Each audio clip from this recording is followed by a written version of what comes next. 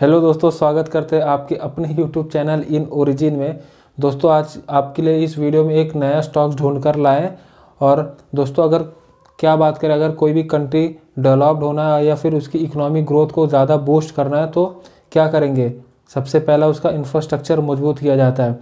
आज वही इंडिया भी कर रहा है। और अगर हम देखें तो डेवलप्ड कंट्रीज़ में जैसे यूएसए हो जाता है, यूरोपियन कंट्रीज़ हो जाते हैं, या फिर हम चाइना अपने पड़ोसी देश को ही देख लें, ये क्या करती है? सबसे पहले अपने इंफ्रास्ट्रक्चर को काफ़ी ज़्यादा मजबूत करती है। क्योंकि अगर हम चाइना की ही बात कर लें तो अपने 1980s में तो वो इंडिया के बराबर था, पर उन्होंने अपने इंफ्रास्ट्रक्चर काफ़ी ज़्यादा बूस्ट किया और वो आज हमसे काफ़ी ज़्यादा आगे निकल चुके हैं इन टर्म्स ऑफ इकोनॉमिक्स में।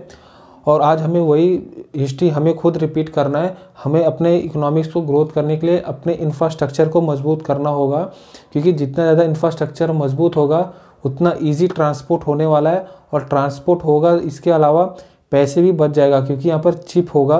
क्योंकि अगर एक अच्छा इंफ्रास्ट्रक्चर की ज़रूरत इंडिया को, अगर एक इकोनॉमिक ग्रोथ करना है तो एक अच्छे इंफ्रास्ट्रक्चर की ज़रूरत पड़ेगी। और वर्ल्ड में बात करें इंडिया की, तो एक इंडिया वर्ल्ड का सबसे फास्टेस्ट ग्रोइंग इकोनॉमिक है। तो फास्टेस्ट होने के साथ क्या, हमें मैक्सिमम से मैक्सिमम अपना पैसा इंफ्रास्ट्रक्चर में ही बूस्ट करना पड़ेगा। और इंफ्रास्ट्रक्चर से ही नहीं, सबसे चीप या फिर सस्ता बनाना पड़ेगा। क्योंकि हमें कहीं भी जाना है तो हम बाय वे रोड जा सकते हैं, या फिर रेलवे जा सकते हैं, या फिर एरोप्लेन के थ्रू जा सकते हैं। पर इसमें सबसे ज़्यादा चीपेस्ट है रेलवे। तो आज हम ऐसे ही रेलवे के स्टॉक्स की बात करने वाले हैं इस वीडियो में। तो हमारा रेलवे की इतिहास देखें, इंडिया में 177 ईयर ओल्ड का रहा है। ये अंग्रेज़ों के ज़माने से ही चली आ रही है। और सबसे पहला रेलवे इंडिया में रन किया था 16 अप्रैल 1853 में।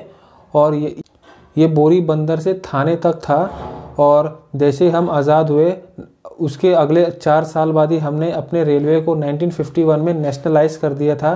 क्योंकि दोस्तों नेशनलाइज करना बहुत ज़रूरी था, क्योंकि उस समय हमारा इकोनॉमिक तो कुछ भी नहीं था, सारा इकोनॉमिक चौपट हो चुका था। अंग्रेज़ों ने सारा का सारा पैसा यहाँ से चुरा करके अपने देश ले जा चुके थे। काफ़ी हमारा कंट्री एक क्राइसिस से मान सकते गुजर रहा था उस समय। पर आज हम बात करें, आज वो समय था और आज हम 1951 एक अलग समय था। पर आज हम एक वर्ल्ड के सबसे 4th लार्जेस्ट रेलवे नेटवर्क में है। और इंडिया में अगर इनकी खुद की इंडिया की बात करें तो ये रेलवे एक ऐसा सेक्टर है जहाँ पर सबसे ज़्यादा लोगों को रोज़गार दिया है। तो दोस्तों हमारा जो स्टॉक्स है ये है RVNL, रेलवे विकास निगम लिमिटेड। इसको फाउंड किया था 15 अगस्त 2002 में। और इसको कोई और नहीं, हमारे सबसे खास prime minister, ex prime minister, Bharat Ratna से इन्हें सम्मानित भी किया गया है। और श्री अटल वाजपेयी जी थे। और इसका एक सिंपल सा फंडा था इसको RVNL बनाने का, कि यहाँ पर जो भी हमारा इंफ्रास्ट्रक्चर है, इसको इंफ्रास्ट्रक्चर को एक अच्छे से शेप किया जाए, ताकि ये भी जो भी कमियां है उसको कमियां को पूरी किया जाए। तो दोस्तों RVNL क्या काम करता है, ये आपके मन में भी सवाल होगा। तो चलो इस सवाल का जवाब देते हैं। ये रेलवे इंफ्रास्ट्रक्चर प्रोजेक्ट्स लेता है, रेलवे इंफ्रास्ट्रक्चर को मजबूत करता है और रेलवे की इलेक्ट्रिफिकेशन करता है। तो हमारे जो भी रेलवे इंजन वगैरह हैं, आज ये सब डीजल पे रन कर रहे हैं, इनको इलेक्ट्रीफाई करना है। और आप देखेंगे जब भी आप रेलवे से ट्रैवल करते हैं तो वहाँ पर ये बिजलियाँ से चलती है, जो तार ऊपर बिछाए होते हैं, ये भी वही RVNL ही करती है। और इन्होंने लगभग 2020 और 21 के बीच में इन्होंने लगभग 1000 किलोमीटर का इलेक्ट्रिफिकेशन किया था। पर वही अगले 1 साल में इन्होंने अपना आंकड़ा डबल कर दिया था। और इसके अलावा ये मेट्रो प्रोजेक्ट्स में भी इन्वॉल्व होती है। और इसके अलावा बात करें तो ये ब्रिजेस वगैरह भी बनाती है। जैसे कि आप खाड़ी देश में आप कहीं ट्रैवल कर रहे हैं दूसरे राज्यों में, तो यहाँ पर आप घाट्स देख सकते हैं।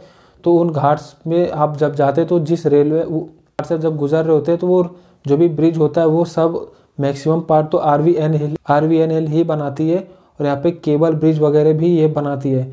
तो दोस्तों RVNL तो बन चुका था, पर इनका मिशन क्या था?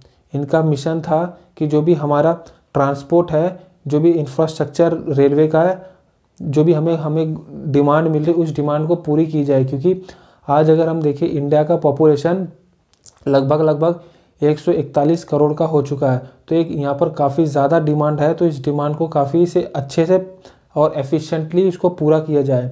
और इनका एक विज़न भी यही था कि जो भी हम काम कर रहे हैं इसको एफिशिएंट तरीके से पूरा किया जाए, रेलवे इंफ्रास्ट्रक्चर को काफ़ी ज़्यादा एफिशिएंट बनाया जाए। और जो भी प्रोजेक्ट्स ले रहे हैं उसको टाइम पर पूरा किया जाए।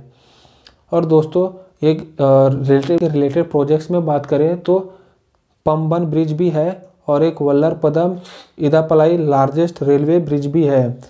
पर अगर RVNL को तो हमने 15 अगस्त 2002 में ही फाउंडिंग कर चुके थे, पर इनका तब से लेकर के आज तक उन्होंने कम से कम 1 ट्रिलियन रुपीस से भी ज़्यादा का इन्होंने प्रोजेक्ट कंप्लीट कर चुके हैं। और अगर इनके इंफ्रास्ट्रक्चर जो कंप्लीट किया है ये 14,670 किलोमीटर के आसपास इन्होंने इंफ्रास्ट्रक्चर को कंप्लीट किया हुआ है। दोस्तों RVNL के फंडामेंटल्स यानी रुपया की बात करते हैं, मार्केट कैप हो जाता है 15,022 करोड़ का हो जाता है। पर अगर हम इनकी PE रेशो देखें तो 11.12 का है। पर अगर रिटर्न ऑन इक्विटी की बात कर ले तो 12.19 का है।